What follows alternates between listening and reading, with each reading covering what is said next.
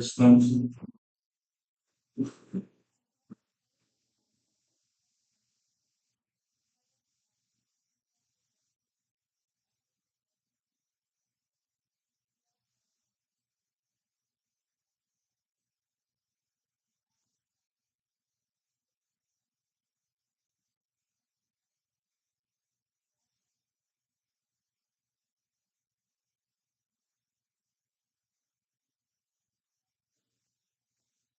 Thank you, Jeff. Now may I ask the Head of Tax Secretariat, Engineer Manuel Nobilcino Jr.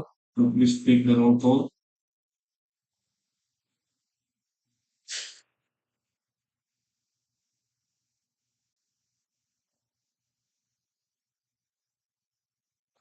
Present for today's privy conference, our back chairman, Engineer Jose Wilson Manangsong, back vice chairman, Engineer Oscar Kirimit, back members, Engineer Raymond Yones, and Engineer Regent Taka, for the technical working group headed by Engineer Pereira, Architect Committee C, Engineer Philip Taco, for the back secretariat headed by your Storey, Engineer Manuel de Vincent Jr., with back secretariat member Brenda Morales. Since the majority of the back members are present, there is a quorum, sir.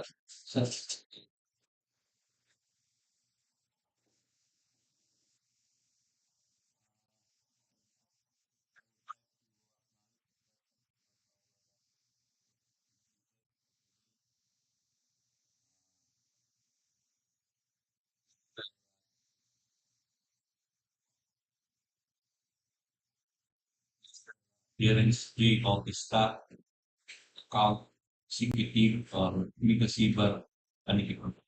That's right. Thank you, Sir Mani. Today's procurement activities, the privy conference of 5 civil works project and 2 goods. The first civil work project with contract ID 240039, completing of road along Plantation Convergence project Balungao, Pangasinan. The second project with contract ID 24AI0221, construction of 1-story 2-classroom school building in Casabula Elementary School, Barangay Casantaan, Urdaneta City, Pangasinan.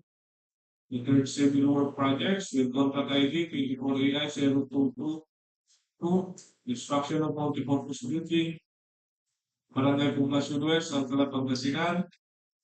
Fourth project with contract ID 24AI0223, construction of flood control structure along Agno and Allied River, Barangay Amistad-Poblacion, Tayug, Pangasinan, Phase 2. Fifth project with contract ID 24AI0224, road widening, secondary roads, Pangasinan-Nueva Vizcaya Road, kilometer 197 plus 327 to kilometer 197 plus 662. For the first section and for the second section, kilometer 197 plus 690 to kilometer 200 plus 600. Also also we have 2 goods. The first one is with contract ID 24G A112, procurement of IT equipment, office equipment, office furniture, and other items for use of DPWH Pangasinan 3rd DEO to Salis Pangasinan. And the second goods with contract ID 24GA113, 24GA113, procurement of survey equipment for use with planning and design section, DPWH Pangasinan 3rd DEO Imana, Salis Pangasinan. This private conference is being conducted to give the prospective bidders a chance to clarify other issues related to the contract and the project. However, uh, then that's not mandatory for the respective leaders. At this point, may I call on the head of the technical working group, Engineer Rinal Barrera, to discuss the eligibility, technical, and financial requirements of the contract to begin. Thank you, sir. We will now discuss the eligibility, technical, and financial requirements of the contracts to be bid. Documents to be submitted by the bidders. Bid submission may be done manually or electronically / online. However, bidders should only select one mode of submission, either manual or electronic. Similar to manual submission, the guidelines for the preparation and submission of an electronic bid are contained in the ITB Clause 21 per DO 87 Series of 2020. Electronic submission and receipt of bids for the procurement of civil works contracts. All electronic bids must be sent to the email address electronicbids_Pangasinan3@dpwh.gov.ph. Each bidder shall submit one original copy of the first and second components of its bid. Checklist of technical and financial documents. For technical proposal, Class A documents, legal documents, valid pages registration certificate, platinum membership, all pages in accordance with Section 895.2 of the IRR. For technical documents, statement of the prospective bidder of all its ongoing government and private contracts, including contracts awarded but not yet started, if any, whether similar or not similar in nature and complexity to the contract. Statement of the bidder's single largest completed contract, SLCC, similar to the contract to be bid, except under conditions provided under the rules. Special pickup license in case of joint ventures and registration for the type and cost of the contract to be bid. Original copy of bid security. If in the form of a surety bond, submit also a certification issued by the Insurance Commission or original copy of the notarized bid securing declaration. The bid validity period and bid security validity period should be 120 calendar days from the date of submission of bid. The bidder shall submit a bid securing declaration or any form of bid security enumerated below.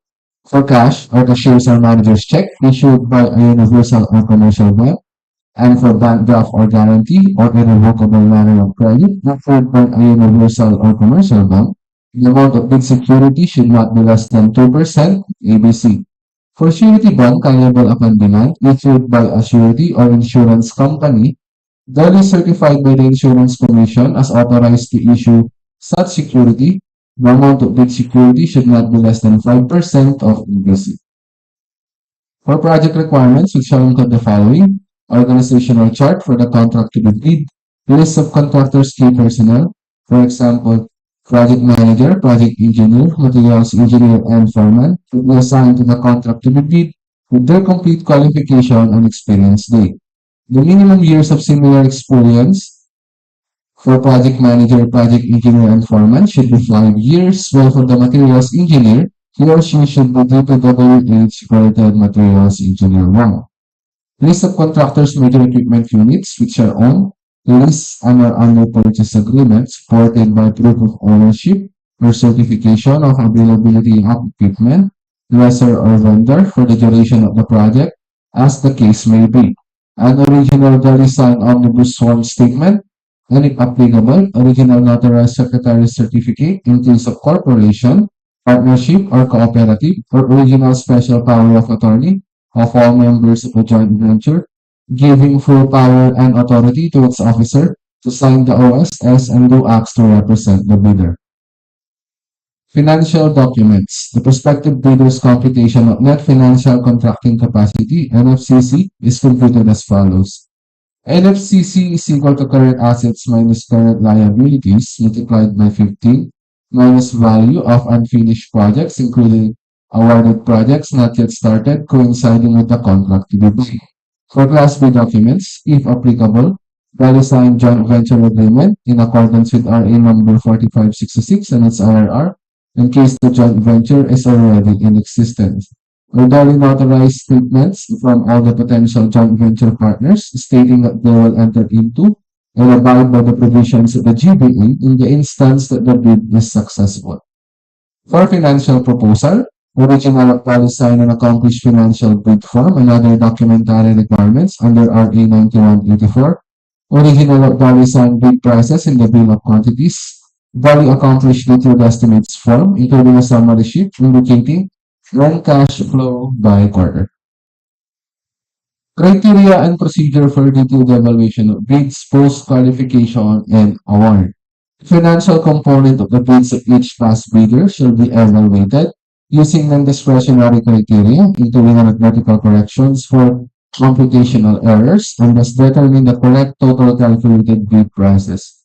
The box shall automatically disqualify any total calculated bid prices which exceeds the ABC. The following factors are to be considered in the evaluation of the bid prices. Bid evaluation. First one is completeness. No price in the required item non-complying. Indicating a zero or a dash means free to the GOP. All prices are deemed to include all taxes. All bids not addressing or providing all the required items in the bidding documents, including where applicable BOQ, shall be considered non-responsive. For arithmetical corrections, bid prices in figures versus words prevails, total price versus unit price per item, unit price prevails, total price versus actual sum of component items, actual prevails, unit cost in detailed estimate versus unit cost in BOQ, latter prevails. If above ABC, not complying. For post-qualification, the verification of the following legal requirements needed: licenses, certificates, permits, and non-inclusion in blacklist. For technical requirements, single largest completed contract, SLCC, similar to the contract, key personnel, minimum work experience requirements should be satisfied, and availability and commitment of major construction equipment. Failure of the prospective bidder to state a complete technical description of the pledged equipment and the specific bidder's location, whether owned, leased, or under purchase agreement, shall result in the bidder's automatic post-disqualification. For award of contract and forfeiture of its bid security per DEO 58 series of 2012. Performance in ongoing government and private contracts. Negative slippage of at least 15% in any one project, or negative slippage of at least 10% in each of two or more contracts. Failure of the contractor to commence repair work and complete ongoing contracts in the prescribed date after receipt of the notice of defects and deficiencies, and failure of the contractor to commence repair works on contracts with pending certificate of acceptance in the prescribed date after the receipt of the notice of defects and failures. Substandard quality of works or unsatisfactory performance per contract term and conditions at the time of inspection, liquidated damages currently imposed on the contractor, DEO 127 series of 2018 state application of RA 9184 in the conduct of post-qualification of bidders with delayed ongoing contracts with the DPWH, authenticity and correctness of bid security. For financial requirements, audited financial statement, especially current assets and liabilities, up-to-date value of all outstanding or uncompleted works under ongoing and awarded contracts, updated NFCC versus ABC. Notes on the personnel and equipment requirements of the project. If a proposed key technical personnel is an employee of the bidder and working on another project at the same time of the bidding, the bidder shall submit a certification that first, the personnel will be pulled out from the ongoing project once the bidder is awarded the contract, and second, he or she will be replaced with another person with equal or better qualifications as certified by the head of the implementing office. The bidder may propose a key technical personnel who is not its employee, provided that the said personnel is required to submit a certification that he or she will work for the bidder if it is awarded the contract under bidding. This certification shall be included in the first envelope of the sealed bid. Also to be verified during post-qualification is the set of equipment pledged by the bidder. The bidder should specify in the submitted bid the location of the equipment where they can be inspected. If any equipment is not in the specified location, then the bidder shall be post-disqualified. For contract of award, the contract shall be awarded to the bidders which has been determined to be the lowest calculated and responsive bid, as a result of the detailed evaluation and post-qualification conducted. The successful bidder shall be notified through the issuance of the notice of award within the bid validity period and must be confirmed by the successful bidder in writing within 10 days upon receipt thereof in accordance with Section 37.2.2 of the 2016 revised IRR of RA 9184. Common reasons for rejection of bids and eligibility and post-disqualification of bidder. Failure to submit original copy of the surety bond certified by the Insurance Commission, indicating the name of the project, the procuring entity, and name of contractor. Shorter bid validity and bid security validity period. Overlapping of pledge equipment and committed key technical personnel. Failure to indicate the validity of bid in the bid form. Late submission of bid. Failure to submit supporting documents, for example, certification of availability of equipment. Negative slippage in the ongoing projects, negative 15% or more, or negative 10% in each of 2 or more projects. Unsatisfactory CPUS rating, incomplete readiness of the documents, either for technical and financial. Authority of the signatory to sign on behalf of the bidder. For single proprietor, signatory should be the owner or proprietor only. For corporation or cooperative, should be board secretary certificate and board resolution. For joint venture resolution or agreement, and for partnership, as indicated in the articles of partnership. That's all, sir. Thank you. Thank you, Engineer Pereira. Before we will get to the details of the procurement tools, let's first discuss the technical aspects and components of the 5 civil works project. For the first street project, DPC, can we discuss in the next, the remaining 2 will be discussed in the market. For the first project, the DC contract data contract ID number 24EI0039, advertised contract name, concreting of road along Coffee Plantation Convergence project, Balungao, Pangasinan. The scope of work, construction of road with a length of 0.7448 kilometers, width of 6.10 meters, including construction of slope protection both sides and installation of pipe culverts 610 mm diameter plus 2 RCPC. Pro budget for the contract is 19,300,000 pesos. But the contract duration is 108 calendar days. The second project, contract ID number 24EI0221, contract name, construction of 1-story, 2 classroom school building, Casabula Elementary School, Barangay, Casantaan, Urdaneta City, Pangasinan. Scope of work, construction of 1-story, 2 classroom school building with a total floor area of 126 square meters at 0.60 meters in each floor elevation with demolition and with attached toilet with permits and clearances. The dimension is 7 meters by 18 meters. The budget for the contract is 5,472,000 pesos, 500 pesos. And for the contract duration is 135 calendar days. For the third project, contract ID number 24EI0222, contract name, construction of multipurpose buildings, senior citizen centers, Barangay, Poblacion West, Alcala, Pangasinan. Scope of work, construction of multipurpose building, senior citizens center, construction of 2-story building at 0.40 meters elevation from MGL to GFL, built with concrete masonry, with PWD ramp, with handrails, complete with electrical works, sanitary and plumbing works, finishing works with glazed tiles at comfort room with unglazed floor tiles at ground floor and second floor with 6 air-conditioned units with 2 sets LED solar light and with stainless signages. Approved budget for the contract is 4,950,000 pesos. And for the contract duration is 120 calendar days. For the fourth project, contract ID number 24EI0222,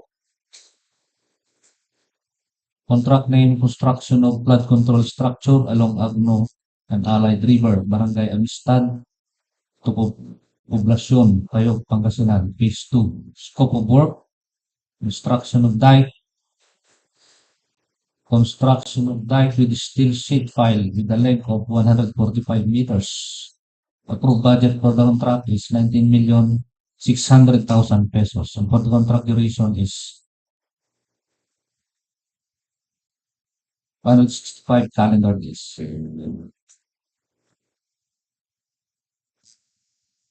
For the last project, with contract ID number 24AI0224, road widening secondary roads, Pangasinan-Nueva Vizcaya Road. Kilometer 197 plus 337 to kilometer 197 plus 662 to kilometer 197 plus 690 to kilometer 200 plus 600. Scope of work, concreting of road with a length of 3.251 kilometer with a width of 3.05 meter, both sides, with a thickness of 300 millimeter, including construction of concrete line canal. Approved budget for the contract, 83,279,500 pesos, with a contract duration of 264 calendar days. For the receipt and opening of bids will be on April 25, 2024, 9:30 a.m. at DPWH Conference Room, Tumana, Rosales, Pangasinan. For the electronic submission, electronic bids _ Pangasinan 3rd at dpwh.gov.ph. For live streaming, www.youtube.com/dpwh Pangasinan 3rd. That's all, sir. Thank you, Engineer Donato. Now, let's go to the procurement of goods. Engineer Barangay, can you discuss the eligibility technical?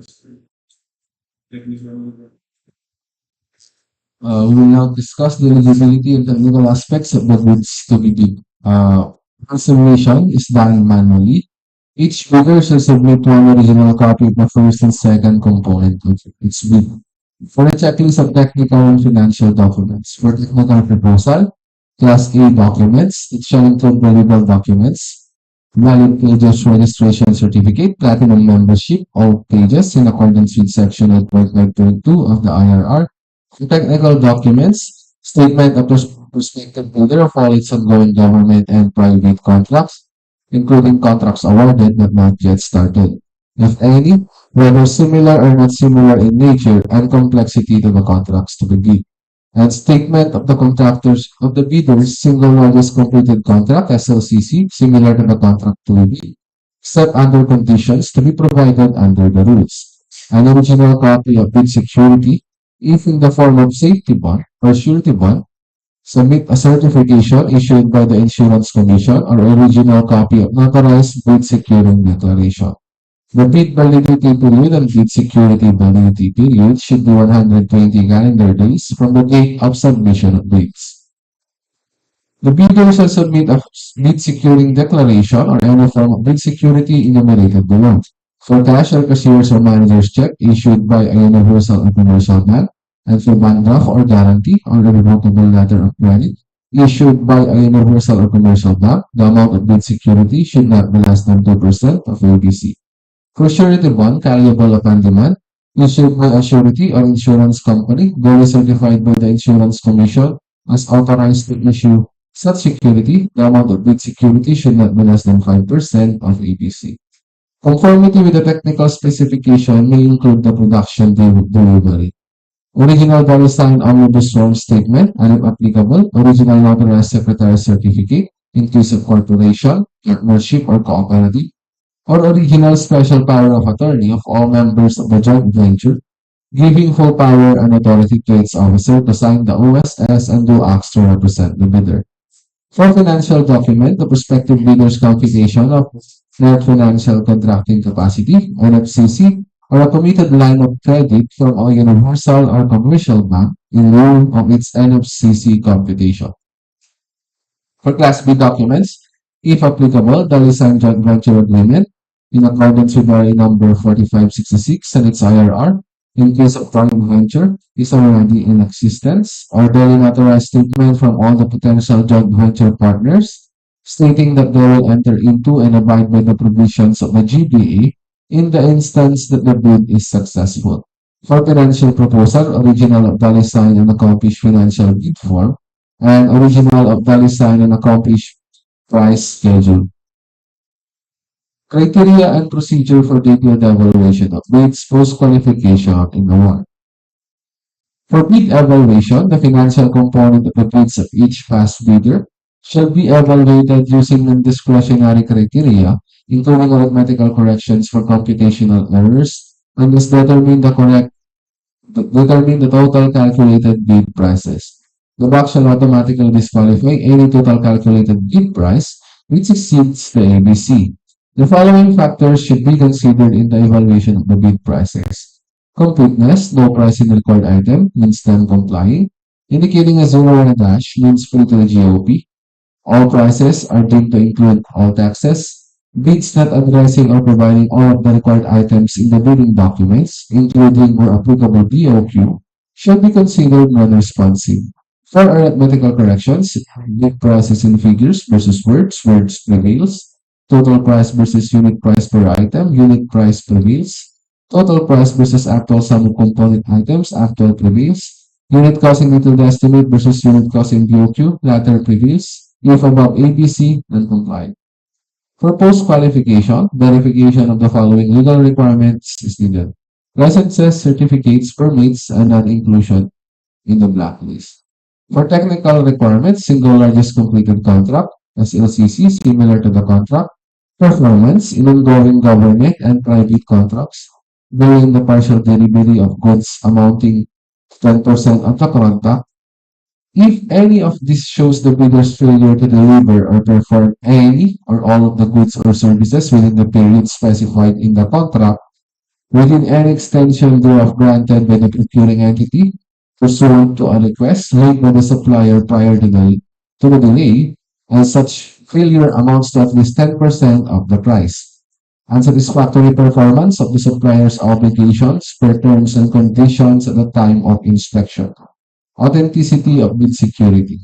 For financial requirements, audited financial statements, especially current assets and liabilities, up-to-date value of all outstanding or uncompleted works under ongoing and awarded contracts, updated NFCC versus ABC. Contract of award. The contract shall be awarded to the bidder whose bid has been determined to be the lowest single calculated and responsive bid as a result of the detailed evaluation and post-qualification conducted. The successful bidder shall be notified through the issuance of the notice of award within the bid validity period and must be confirmed by the successful bidder in writing within 10 days upon receipt thereof in accordance with section 37.2.2 of the 2016 revised IRFRA 9184. Common reasons for rejection of bids and eligibility and post-disqualification of bidder. Failure to submit original copy of the surety bonds certificate by the insurance commission indicating the name of the project, the procuring entity, and name of contractor.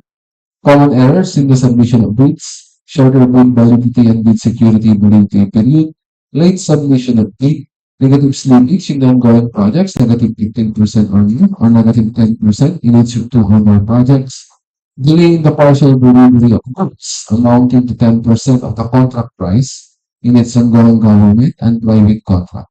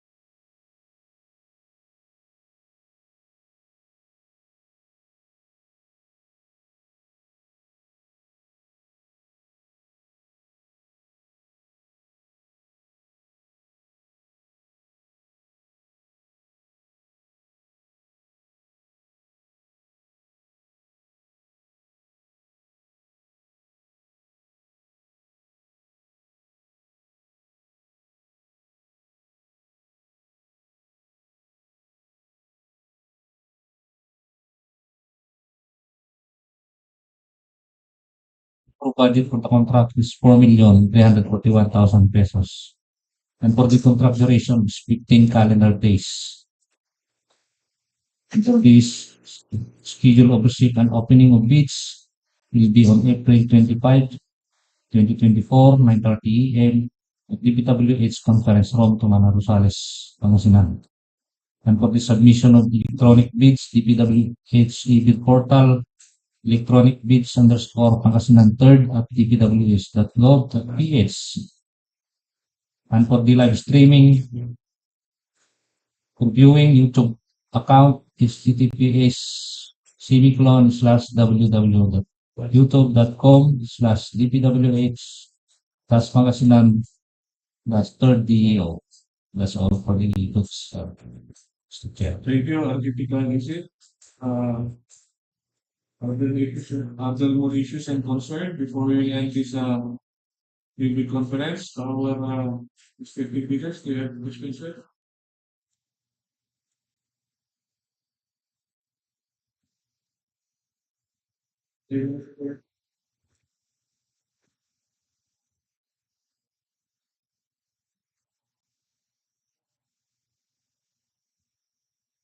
Sir, yung concern ko lang po dito sa sa general description po kasi niya sa computer, nilip ang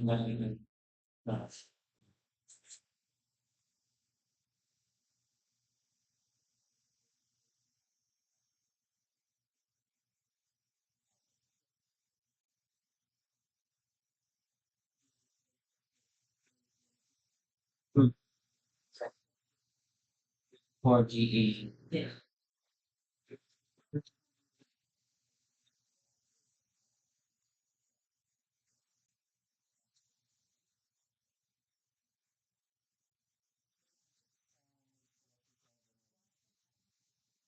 Kasi siya sa details po.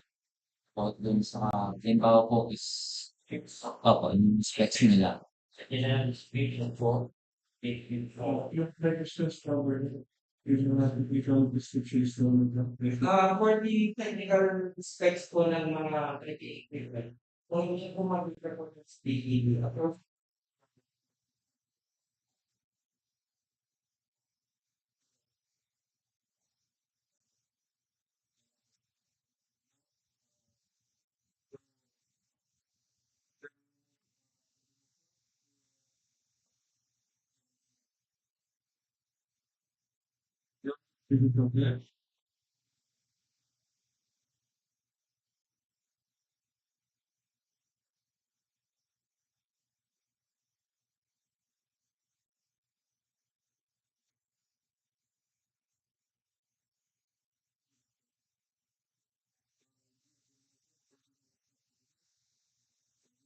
good by engineer and